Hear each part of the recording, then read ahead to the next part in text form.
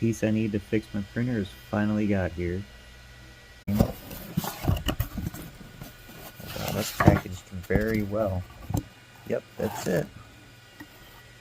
Alright, just gotta get that wire out.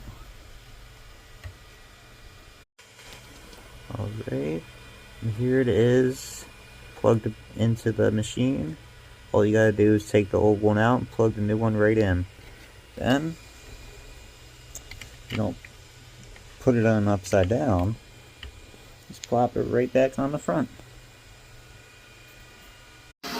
Up and running again after a week of being down, thanks to Flashforge's amazing support team.